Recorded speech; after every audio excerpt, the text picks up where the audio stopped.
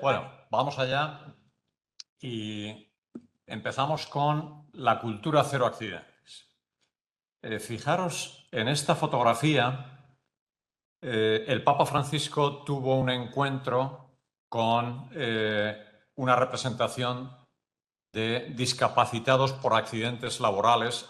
Esto fue en Italia hace un poco más de 2 años, ¿no? Entonces, fijaros que en primera fila hay varios trabajadores en silla de ruedas debido a accidentes laborales. Entonces, a pesar de que los veis muy contentos por ese encuentro con el Papa, evidentemente el sufrimiento que eso origina, tanto a ellos como a sus familias, pues es importantísimo, ¿no? Entonces, una de las frases que más nos impactaron a nosotros, que dijo el Papa, es: no podemos acostumbrarnos a los accidentes y las muertes en el trabajo. Y entonces un poco nuestro objetivo es efectivamente difundir la cultura para llegar a cero accidentes. Y en nuestra experiencia, que nos ha tocado vivir en muchos proyectos estos problemas, pues intentamos, ya os digo, difundir lo que son las mejores técnicas y mejores prácticas para llegar ahí, ¿no? Os vamos a comentar solo estos 3 puntos y la conclusión. Entonces, lo que es la cultura cero accidentes, vamos a intentar explicar lo que es la situación actual de siniestralidad en España, con algunos ejemplos de riesgos críticos, el caso de la transformación de la cultura de seguridad de Repsol, que a Antonio pues, le tocó también vivir totalmente muy de cerca. Después, otras acciones con impacto a corto plazo en la reducción de riesgos críticos y la conclusión. Y, desde luego, agradecemos a las empresas Fluor, Repsol, SACIR y a la Asociación de Ingenieros del ICAI por su compromiso y colaboración en la difusión de este tema. Vamos ya con la situación actual de siniestralidad. Y, bueno, veis aquí una gráfica que es trágica. Esta gráfica es la evolución de las personas fallecidas en accidentes laborales desde 1988 hasta casi, bueno, hasta hace un par de años. Y veis que, bueno, en prácticamente 1990 había cerca de 2.000 fallecidos al año en accidentes laborales. Afortunadamente hubo una buena reducción hasta aproximadamente 2010, pero sin embargo, desde 2010 a la actualidad, y han pasado ya pues prácticamente 16 años, no hay una mejora significativa. Y estamos en el entorno de los 700 fallecidos al año. En estas cifras, bueno, hay una parte que son accidentes in itinere, otra parte que incluso son ictus, infartos, pero sigue siendo una gráfica trágica, ¿no? Esta siguiente gráfica es ya un análisis estadístico por los distintos sectores productivos en España y se refiere al índice de frecuencia de accidentes con baja en jornada por los distintos sectores productivos.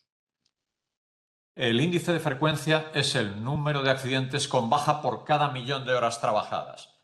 Por ejemplo, si veis la línea amarilla, que es la de construcción, que es donde más riesgo hay, más accidentabilidad. Después sigue la industria, que es la línea gris.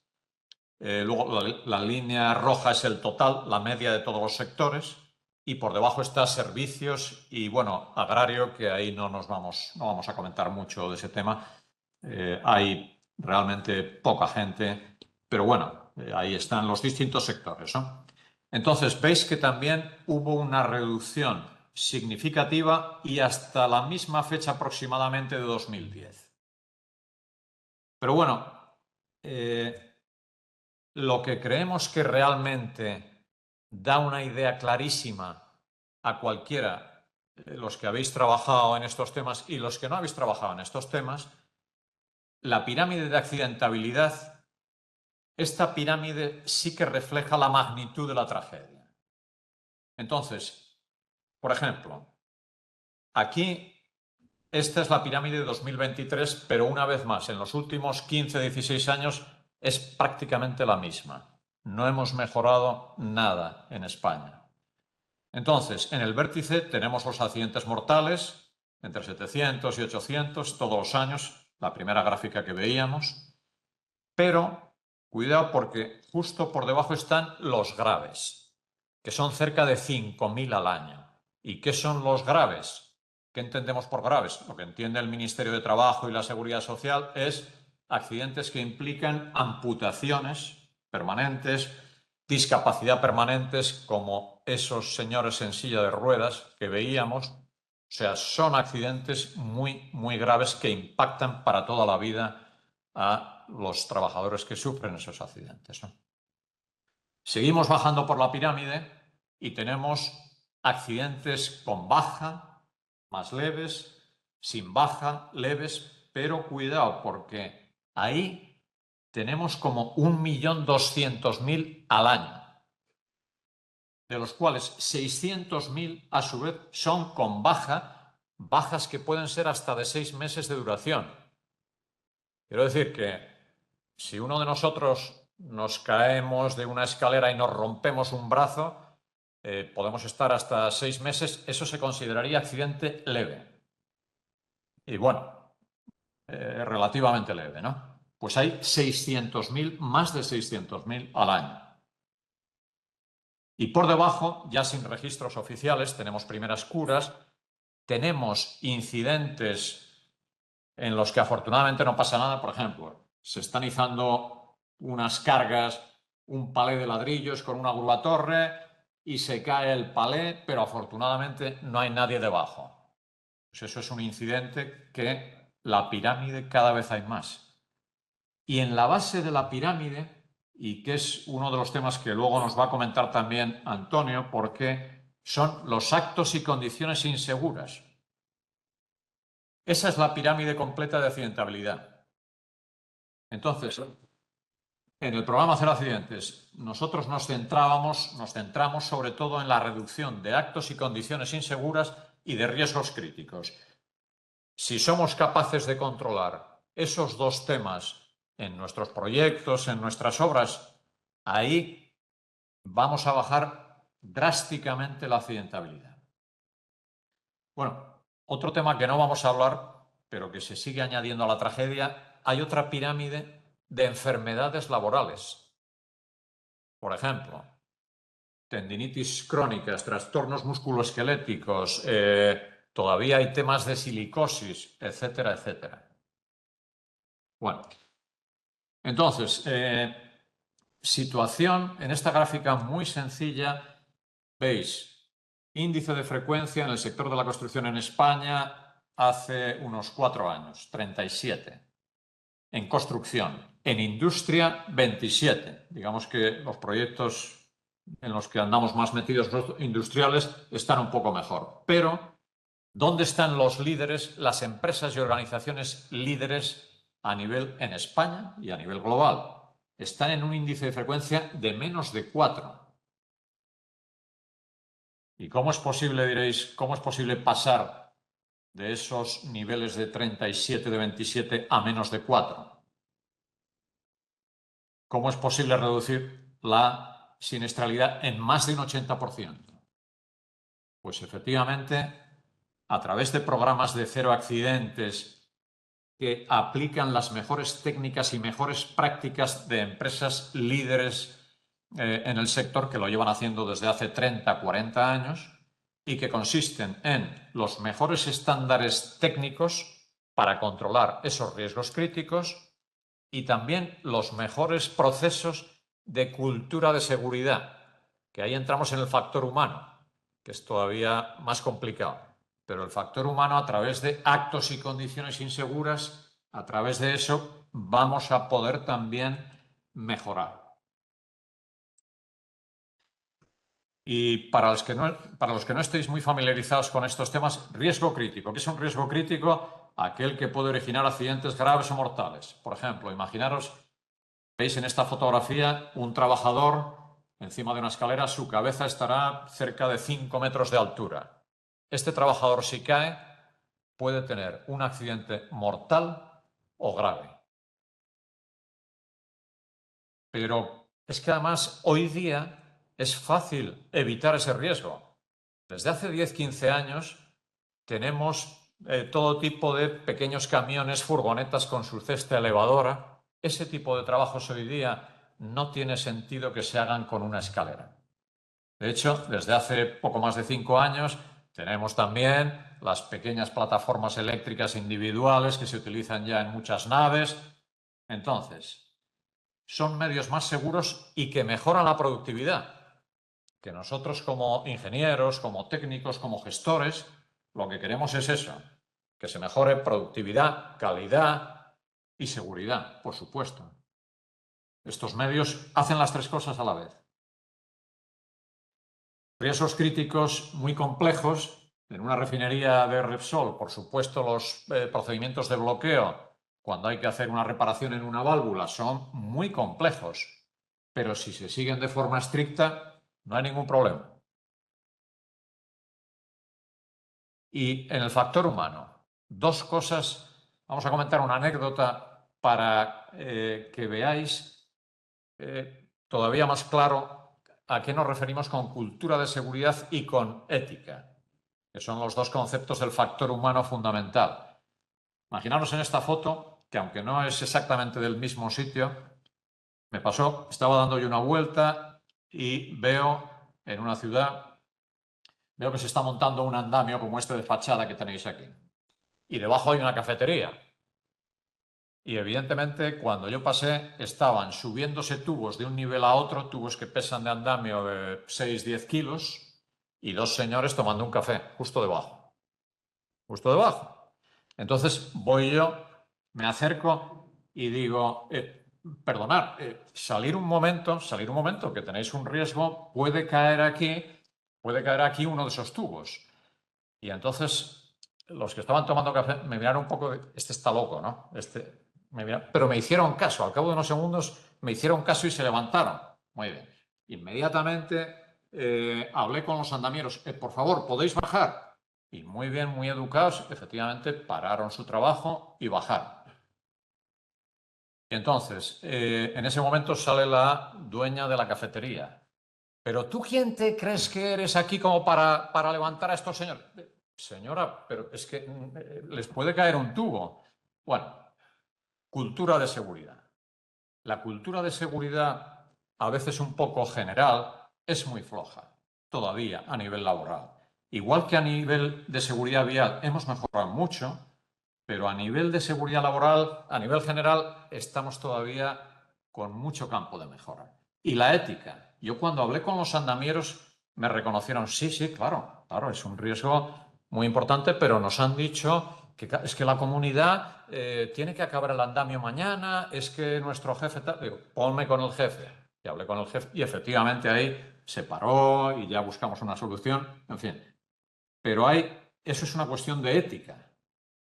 Porque claro, no podemos, los que sabemos esos temas y los que saben no puedes mirar hacia otro lado. Tienes que actuar y tienes que exigir. Y ahora ya, Antonio va a comentar... Échala para atrás un momento. Yo os voy a comentar en 20 minutillos mi experiencia personal con la aplicación de un sistema cero accidentes. A finales de los 90, mi jefe me dio la responsabilidad de la construcción de las obras de las plantas industriales en Repsol, ¿no? Entonces, recuerdo cuando hablé con él, me pidió dos cosas, y una de ellas fue que bajáramos el índice de frecuencia de accidentes que teníamos en los proyectos. No sé si me oís. Yo no soy prevencionista, ¿no? Simplemente era, pues eso, responsable de luego un grupo grande de personas pues que tenía que cumplir unos objetivos de seguridad alineados con los que la compañía iba marcando, que a medida que pasó el tiempo, pues cada vez fueron siendo más estrictos, como es lógico, ¿no? Entonces, yo recuerdo que mi jefe tenía algo grabado dentro, ¿no? mi jefe, pues yo tengo 66, mi jefe me sacaría 10, 12, por ahí. Y él cuando entró a trabajar recién titulado, entró en la construcción de la central térmica de Puentes de García Rodríguez, que supongo que hoy debe estar demolida si no está a medias. Y recuerdo que me decía que cada mes moría un trabajador en la obra, pero sistemáticamente, ¿no? Y el hombre recuerda aquello, ¿no? La viuda, tal, los hijos, y como que lo tenía grabado dentro, ¿no? Recuerdo que me lo dijo y entonces, bueno, me pidió eso, que teníamos que bajar el índice de frecuencia. Como os digo, yo no soy prevencionista, era responsable de un grupo de personas que tenía que cumplir un objetivo. Entonces, en aquellos momentos, en Repsol, a nivel nacional, el índice de frecuencia medio que teníamos pues, era del orden de 20, ¿no? Había proyectos que tenían 25, algunos llegaban incluso a los 30. Entonces, bueno, pues yo de entrada no sabía muy bien qué hacer, ¿no? Me fui allí a Tarragona, que era donde teníamos mayor concentración de proyectos, y estuve pues allí mirando a ver cómo hacíamos las cosas, qué hacíamos, qué no hacíamos. Y joder, yo me traje la sensación de que lo hacíamos todo bien, ¿no? Nombrábamos a nuestro coordinador de seguridad en fase de diseño, nos hacía nuestro estudio de seguridad de salud, nombrábamos al coordinador en fase de obra, nombrábamos a nuestro director facultativo, allí todo con sus papeles, todo firmado, asumía el cargo, que tenía que asumirlo. Dábamos un curso de inducción para la gente que entraba allí, que nos lo daba la refinería. La gente de refinería nos hacía observaciones preventivas de seguridad. Teníamos nuestra norma de investigación de accidentes e incidentes, en fin, aquí cumplimos todo, macho. Yo no sabía qué hacer. Entonces empecé a asistir a algunas conferencias de estas que han convocado, a lo mejor, pues yo qué sé, MAFRE o la Asociación de no sé qué, y allí iban empresas industriales y cada uno contaba su experiencia, sus cosas. Allí en las primeras conocí lo que llamaban los 4 pilares de la seguridad. Tengo por aquí apuntado porque hay más de una. Personas, lugares, equipos de protección, responsabilidad personal. Y oías ahí a la gente hablar y decías, esto suena bien. Realmente te motivaba para ir allí a hacer cosas, ¿no? El problema es que luego llegabas allí súper motivado y decías, ¿y ahora qué hago? ¿No? Me faltaba algo. Entonces, bueno, seguía yendo a reuniones de estas que en aquellos tiempos la verdad es que había muchas, ¿no? Y, bueno, como os digo, iba gente de Dow Chemical, de DuPont, tal. Y, bueno, pues allí conocí el sistema 5S de seguridad, que se venía de Japón, ¿no? También parecido, orden, limpieza, estandarización, disciplina, tal. Y seguía motivándome cada vez más, ¿no? Y ahí conocí las 4C de la seguridad, las 3P, y yo cada vez estaba más motivado, pero cuando llegaba ya a la planta decía, coño, ¿y ahora qué coño hago? Bueno, entonces en aquella época conocimos a la presencia en España de Fluor Daniel en aquel momento, en la empresa donde llegó a trabajar Chema, que luego fue Fluor, que había venido a España de la mano de Dupont para hacer los proyectos de las plantas de Asturias, ¿no? Entonces, bueno, contactaron con nosotros y nos contaron que ellos tenían un sistema de seguridad que yo creo que ya lo llamaban cero accidentes, si no recuerdo mal, en aquella época. Sí. Total que dijimos, bueno, pues vamos a ver qué podemos hacer juntos, ¿no? Entonces estuvieron, o algunos de sus técnicos allí en Tarragona, donde yo había estado, estuvieron por allí sacando datos, mirando lo que hacíamos y no hacíamos. Y claro, cuando nos presentaron el informe, aquello era una catástrofe. Donde yo pensaba que todo se hacía bien, aquello era un desastre. Entonces, el estudio de seguridad pues eran todos iguales, simplemente se les cambiaba el título y eran todos el mismo para todos los proyectos. Las observaciones preventivas de seguridad que nos hacía la gente de refinería, pues claro, resulta que los operarios tenían como objetivo hacer una observación preventiva a la semana. Como nuestra gente de proyectos había mucha gente junta, la gente iban por allí cada semana uno y sin bajarse del coche pues apuntaban ahí, tío sin casco o tío que está haciendo no sé qué, que no trascendía luego a ningún sitio, ¿no? Más que a una lista gigantesca que no valía para mucho. El curso de seguridad que damos está muy enfocado a los trabajos propios de la refinería, ¿no? Dentro de la refinería. Claro, para obras de montaje, pues aquello no valía mucho, ¿no? En definitiva, que lo que estamos haciendo que parece que es bien, pues no estaba nada bien hecho, ¿no? Y una de las cosas que más creo que nos impactó fue esta gráfica que nos enseñaron y que te da el porcentaje, hablando de las causas de los incumplimientos, ¿no? Estos iban ahí y verían quién incumplía algún tipo de norma, ¿no? Entonces, las clasificadas como A, es decir, tolerancia al incumplimiento. Es decir, la gente estaba trabajando, incumplía una norma y nadie le requería que la cumpliera. O sea, no había exigencia. Y eso eran la mitad de las cosas que pasaban allí, ¿no? Hay otras cosas que son un poco más residuales, ¿no? Como no pararse a reajustar o colocar protecciones, como en C que ha escrito Chema, es solo un momento, es decir, está incumpliendo algo, y le pilla y dice, no, pues sí, es que es solo un momento. Y bueno, esta clasificación nos abrió los ojos, sobre todo en la primera barra, es decir, faltaba exigencia. Podemos estar diciendo que hay que cumplir no sé qué, y si nadie lo exige, pues el sistema derivaba, ¿no? Bueno, entonces, a partir de aquí empezamos a trabajar con Fluor, empezamos a hacer con ellos la coordinación de seguridad, adoptamos un documento que ellos llamaban las especificaciones de seguridad, que era un documento donde venía contenido todo lo que había que cumplir estando en la obra. Y ahí venía desde cómo usar una radial, una sierra de mesa, una cesta elevadora, cómo había que eslingar una carga, los EPIs que había que usar, los cursos que había que dar, quién los tenía que dar, con qué frecuencia los daban y qué contenido tenían. Qué inspección había que hacer a todas las herramientas y máquinas que entraban en la obra, ¿no? Desde el cortafríos que usaba un albañil, al martillo, a la herramienta eléctrica, la sierra, la radial, las grúas, todo. Cada cuánto se hacían esas inspecciones, quién las tenía que hacer y cómo había que identificar que aquello estaba pasada la inspección correspondiente.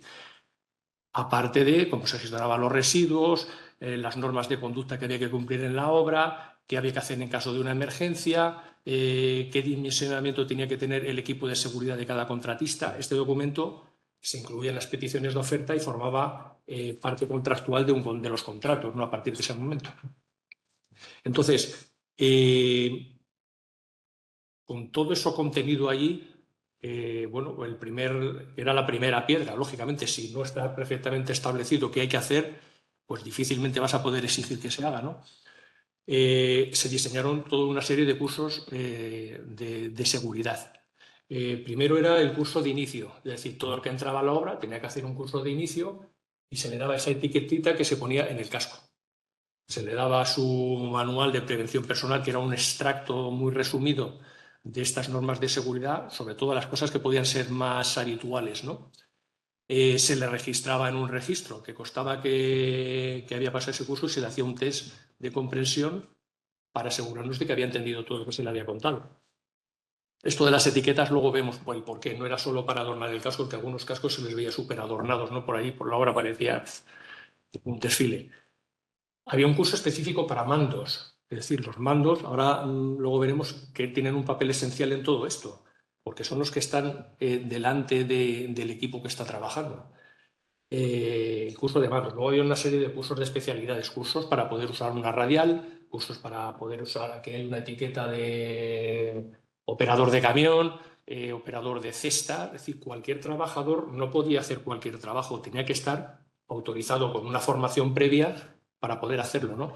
Cursos de soldadura. Hemos mostrado aquí unas cuantas, pero había casi para todas las especialidades, ¿no? Y como digo, pues eso se ponía en el casco.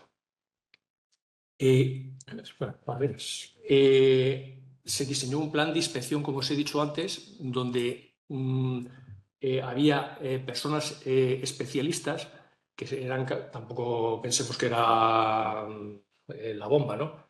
Que para cada una de las herramientas, líneas de vida, extintores, escaleras de mano, equipos anticaídas, tenían que inspeccionar aquello con una determinada frecuencia y ponerle una etiqueta. Veis ahí, por ejemplo, en esta escalera, pues que tiene una etiqueta puesta, dice quién ha hecho la inspección, en qué fecha y hasta dónde dura. eso era parece un equipo de un grupo electrógeno. Entonces, todo eso quedaba etiquetado de tal manera que se podía ver a distancia si alguien estaba cumpliendo la norma, ese equipo estaba o esa herramienta cumplía la norma o no.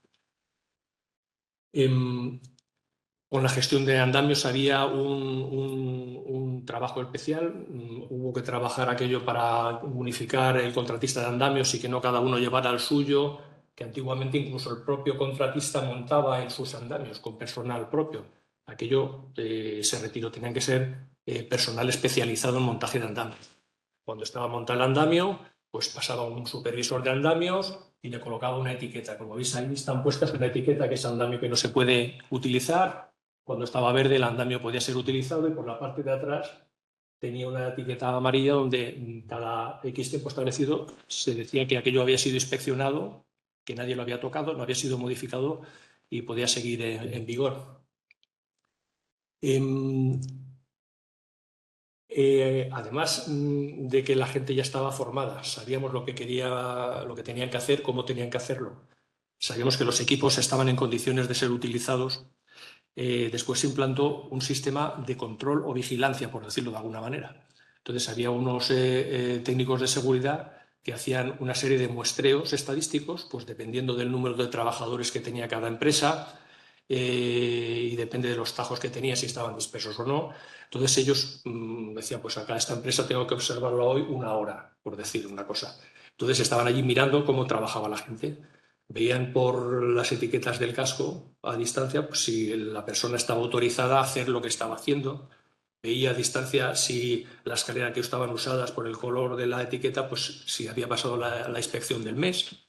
Entonces ellos iban haciendo observaciones, iban apuntando como sabían a quién pertenecía cada trabajador, porque bueno, cada uno llevaba el color, un casco de un color distinto, sabíamos quiénes eran los mandos, porque llevaban una etiqueta en la parte de atrás que decía que era mando. Entonces ellos iban apuntando y eran capaces de sacar una estadística, un índice de cumplimiento de normas o un índice de incumplimiento de normas. Además se segregaban si eran incumplimientos de norma de procedimientos, si eran administrativos, si era un incumplimiento que se hacía delante del mando, incluso si era un incumplimiento que se hacía ordenado por el mando. Muy bien.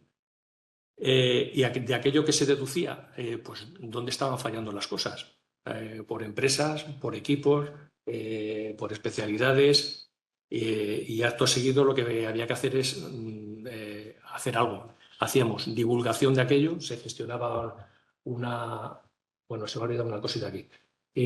Hacíamos unas revistillas quincenales, creo que eran, donde se distribuían a todos los trabajadores junto con algún mensaje de seguridad divulgativo o algún mensaje, vamos a decir, semanales, semanales, sí, efectivamente, sí, está por aquí, mira, las comunicaciones, sí. Efectivamente, muy sencillas. Muy divulgativas en una parte y conteniendo esas estadísticas en la parte de atrás, de tal manera que cada empresa, cada jefe de obra se veía allí reflejado.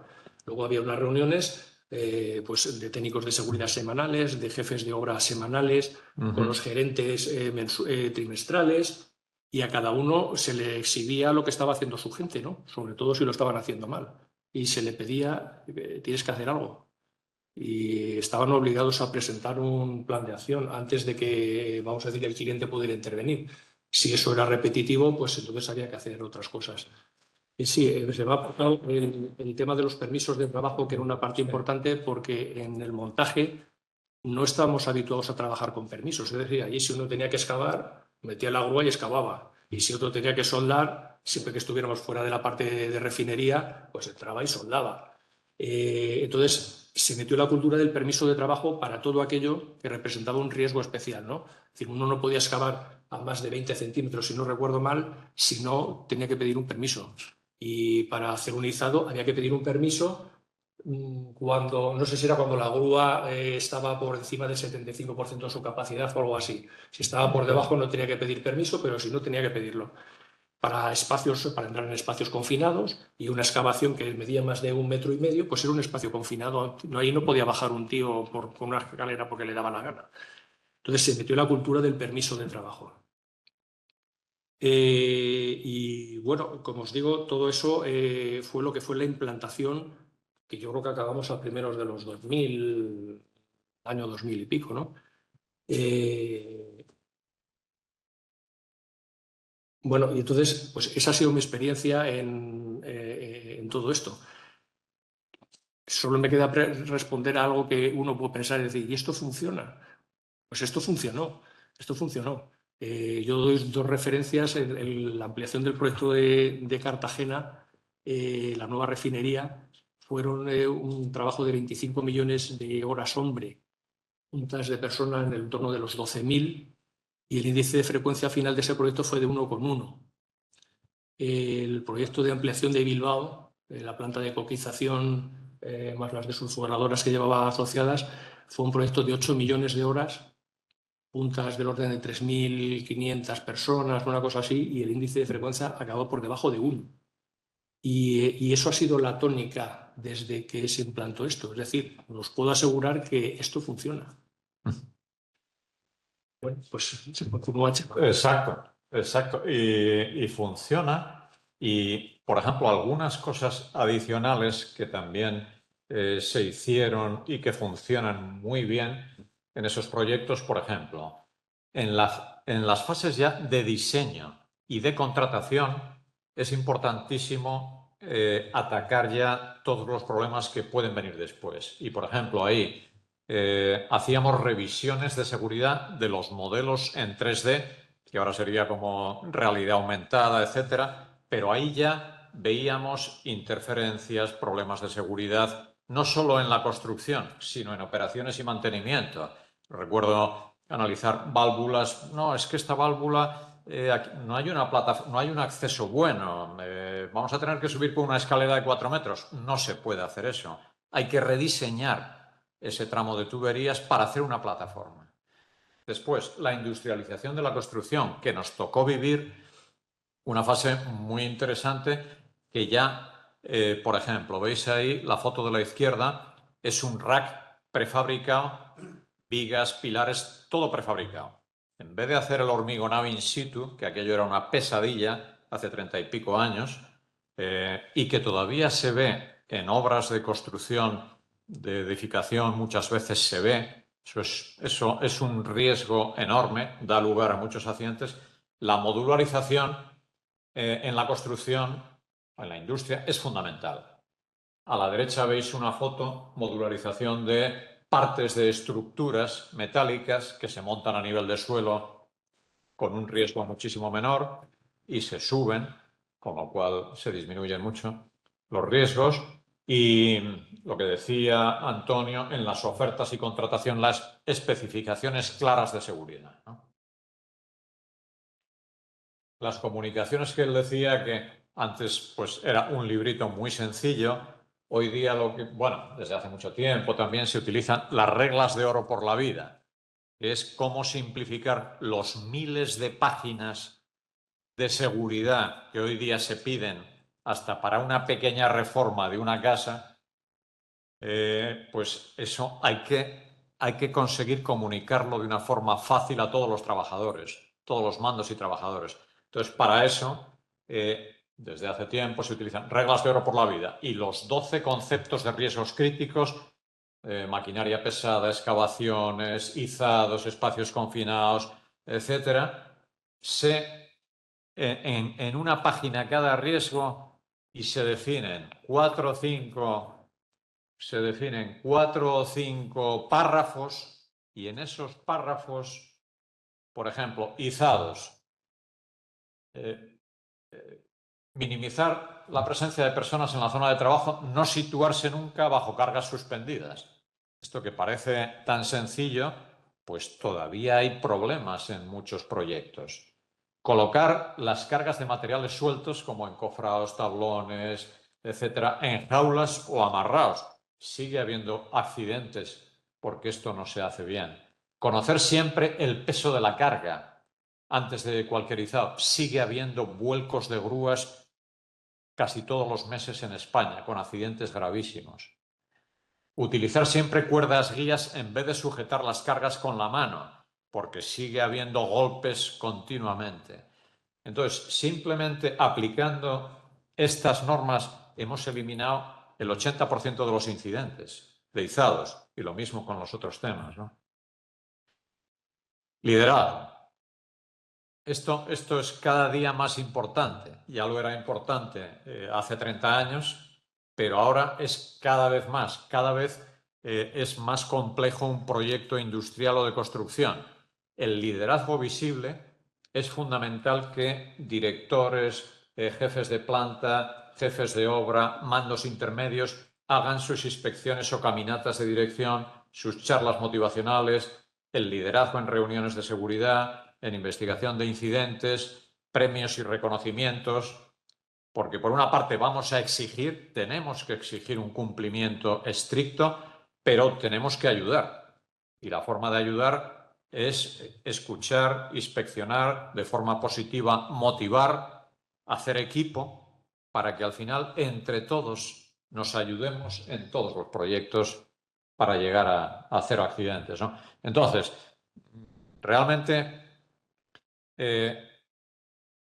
digamos, los que estáis aquí o los que lo vais a ver, los que estáis online, ¿estáis aplicando estas técnicas y mejores prácticas de control de riesgos críticos, permisos de trabajo, charlas pretarea en vuestros centros de trabajo?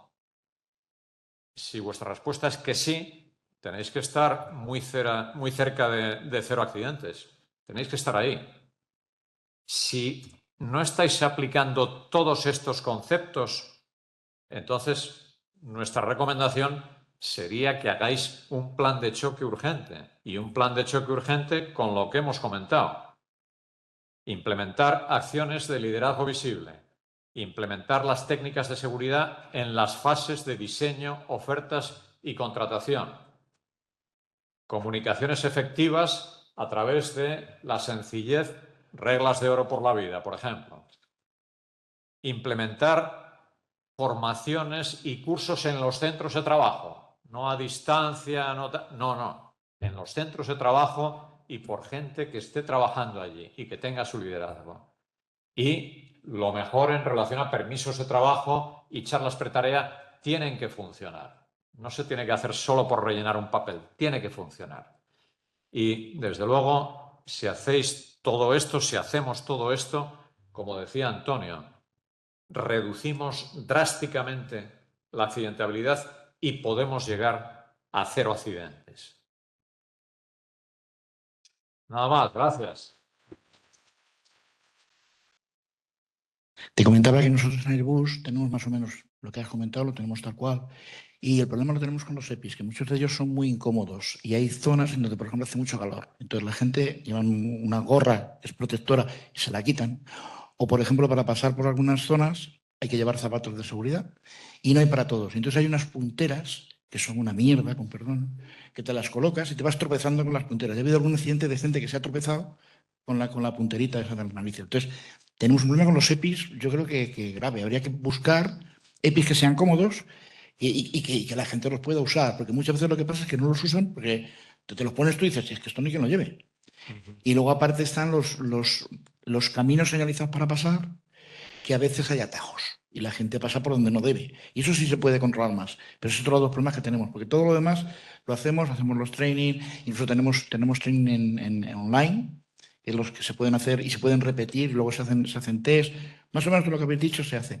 Y el problema para mí es el incumplimiento por EPIs y el incumplimiento por incomodidad de las medidas que se hacen a veces.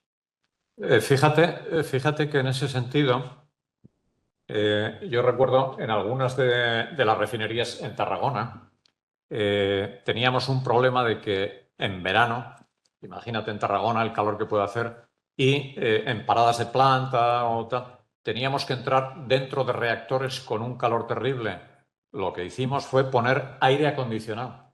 Poníamos unos equipos y inyectábamos aire acondicionado para que se pudiera trabajar en buenas condiciones. O sea que más por el problema de EPIs es la estrategia de ejecución, la gestión. Entonces yo ahí recomendaría, ¿podemos poner en determinadas zonas aire acondicionado? ¿Qué medidas podemos tomar? Otro tema importantísimo, por ejemplo, has comentado los pasillos peatonales. ¿Hay una separación física realmente? ¿Ves? Eso, estar pintado, nuestra condición humana, y yo puedo también, cualquiera de nosotros cometemos un error y un atajo. Hay que intentar evitar los atajos. Hay que poner separaciones físicas. El problema de incidentes. Así que nosotros en muchos sitios poníamos hasta pasillos de andamios para que no se pudiera salir y hacíamos un recorrido que hoy día se puede hacer perfectamente. Hoy día los andamios son fenomenales y puedes hacer un pasillo de andamios para llegar a una zona determinada.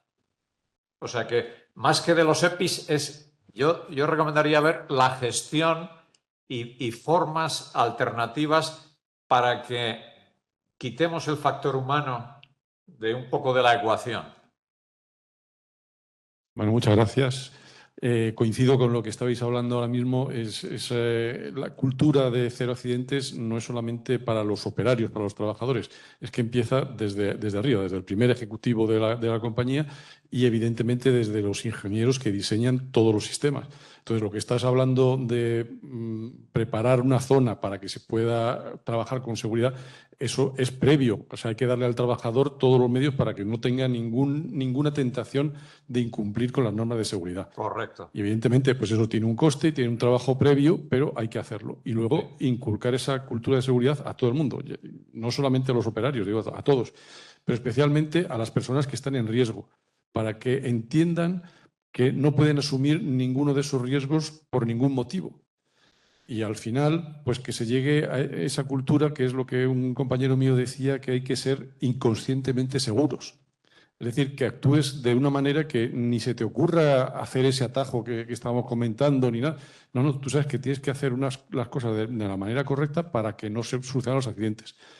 Y eso pues se consigue a base de mucho machaque y de estar muy encima de todo. Y bueno, pues no solamente es el dar formación, sino el dar ejemplo también. Correcto. Y si tú eres un directivo de la empresa y ves que alguien está haciendo algo mal, pues tomar medidas inmediatamente. Y hay que tomar medidas disciplinarias si es necesario. Y sobre todo también, en caso de grandes empresas, tomar esas medidas muy drásticas con los contratistas. Con gente que viene de fuera, bueno, nosotros hemos tenido experiencia de tener que decir, bueno, pues dejas el trabajo. Pero vas a dejar el trabajo, está empantanado. Bueno, no puedes trabajar porque estás demostrando que no tienes esta cultura de seguridad que queremos tener aquí. Entonces, eso también da ejemplo y para que la gente que está viéndolo entienda que nos tomamos en serio la seguridad. Y es la única manera de conseguir esa cultura para que no haya accidentes.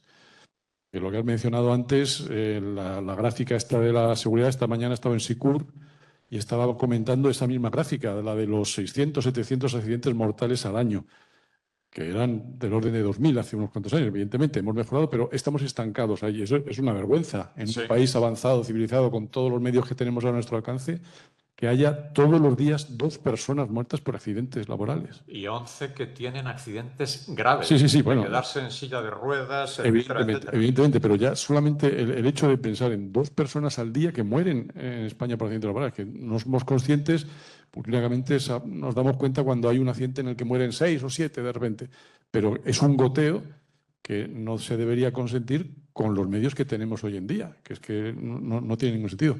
Pero vuelvo otra vez a lo mismo, es una cuestión cultural y todo el mundo debería tener esa mentalidad de ser inconscientemente seguros. Sí. Es la única solución. Correcto, muy bien explicado. Yo por añadir algo más, hablando con la gente que hoy lleva la construcción ahí en Resol, me hablan de un problema añadido. Y es que yo cuando empecé, pues había gente que se dedicaba al montaje. Las empresas de montaje iban de aquí para allá, cuando acaban allá se iban allá, y había los montadores, pues es gente que iba nómada. Hoy día la gente ya no quiere ser nómada. Entonces, cuando del oficio lo puedes contratar en la zona, lo contratas. Si no, te cuesta muchísimo llevar gente. ¿Qué ocurre? Que a veces estás cogiendo gente porque no te queda más remedio que no es del oficio. Con lo cual, pues además de muchas cosas de seguridad, es que el propio oficio no lo maneja, con lo cual es un riesgo añadido que se está presentando. Sí. Me dicen que estamos tratando de derivar a taller todo lo que se puede hacer en taller, ¿no? Todo lo que pueda venir ya premontado, prearmado, preterminado, para que quitar de la obra la mayor parte de horas que se puedan, porque está empezando a haber ese problema muy acuciantemente. Gracias. Bueno, primero, enhorabuena. Por eso es tan importante el liderazgo que comentabais, porque si no viene desde arriba, con esa rotación tan grandísima de personal muy escasa de conocimientos que tenemos, es imposible, porque es imposible implantar una cultura en los trabajadores cuando están cambiando continuamente. Entonces, si viene desde arriba, es cuando, y añadiría, yo lo que tú lo has comentado al principio, añadiría a accidente cero tolerancia cero. O sea, cualquier incumplimiento que se detecte, hay que ser tajante y actuar de manera inmediata, porque si damos la sensación de que no pasa nada, todo lo que hagamos queda porque al final esto del liderazgo visible va de eso, de la ejemplaridad, no lo que digo, sino lo que hago. Y si yo digo que la seguridad es muy importante, pero luego veo que hay incumplimiento y no hago nada, pues la gente va a pensar, bueno, pues oye, toca decir que la seguridad es importante, pero realmente no les importa. Ahora, si al menor incumplimiento tú eres ejecutivo a la hora de atajarlo, eso cala mucho en la gente y es cuando empiezas a calar de verdad la cultura. Exacto, exacto. Y fijaros que en algunos proyectos, pues, bueno, siempre se intentaba reconducir determinadas situaciones, pero hay momentos en que responsables de determinadas empresas hay que decir a otro nivel de la empresa, señor, por favor, no tiene la cultura de seguridad que necesitamos aquí, con lo cual cámbienos a esta persona, ¿no? Y por eso también las reuniones con los directores creaban un vínculo también que se necesita fuera de lo que es el proyecto, la industria o el centro de trabajo, ¿no? Ese vínculo es fundamental, por lo que comentabas tú también de que lo primero es dar ejemplo al más alto nivel, ¿no? Y segundo, desde el más alto nivel se solucionan más fácilmente las cosas. Y si hay que tomar decisiones drásticas con una empresa, cambiar de mandos en esa empresa, efectivamente, las dos cosas. Y luego hay mecanismos que las empresas tienen para favorecer eso. Es, por ejemplo, en los bonus o los variables de los directivos, establecer indicadores de cumplimiento de seguridad. Ahí ya le está lanzando un mensaje importante a todo tu equipo de mando. Oye, esto es importante y si no cumplas, te voy a penalizar. Es una manera clara de decir, oye, esto para mí es importante. Así es. Pues si no hay ninguna pregunta más, muchas gracias. Gracias a todos. Gracias.